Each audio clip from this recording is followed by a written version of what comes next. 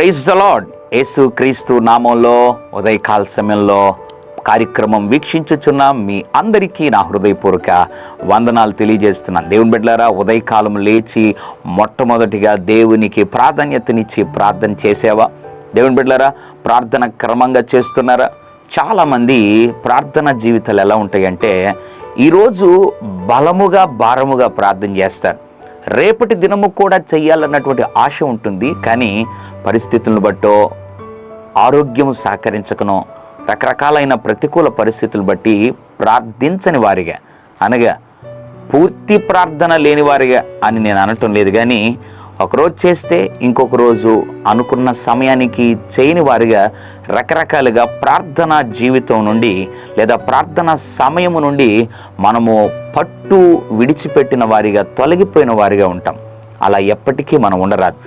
ఏ పరిస్థితులైనా కూడా దేవునికి ఇవ్వాల్సిన సమయం దేవునికి ఇస్తూ ప్రార్థనకి ఇవ్వాల్సిన ప్రాధాన్యత ప్రార్థనకు నువ్వు ఇవ్వగలిగితే నిశ్చయముగా దేవుడు జీవితంలో అణువణువు అడుగడుగున అద్భుతాలను నీ జీవితంలో ప్రభు చేయటం నువ్వు అనుభవాలలో చూస్తావు. కొలసి పత్రిక 4వ అధ్యాయం 2వ వచనంలో ఒక మాటను జ్ఞాపకం చేయాలని ప్రభు ఆశపడుతున్నాడు. ప్రార్థన యందు నిలకడగా ఉండుడి. ఎంత అద్భుతమైన మాట! ప్రార్థనలో నిలకడగా ఉండాలి. బహుశా ఎంతవరకు? ఒకవేళ నీవు కూడా ఒకరోజు చేసి మరొక రోజు చేయని వాడిగా, అటువంటి అస్తవ్యస్త ప్రార్థన జీవితము ఒకవేళ ఉన్నట్లయితే, ఈరోజే ప్రభు మాట్లాడుతుండగా ప్రభు సన్నిధిలో క్షమాపణ కోరి వెంటనే నిలకడతో ప్రార్థించే జీవితాన్ని ప్రభువుని అడిగి పొందుకొని అట్లు ప్రార్థించి గొప్ప విజయాలు పొందుకొందువుగాక. పరిశుద్ధుడ ప్రేమని తండ్రి, నీ వందనాలు.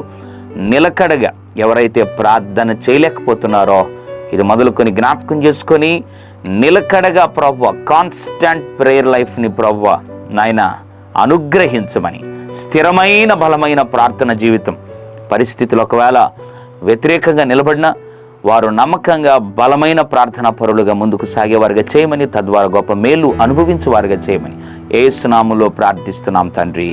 ఆమెన్. God bless you.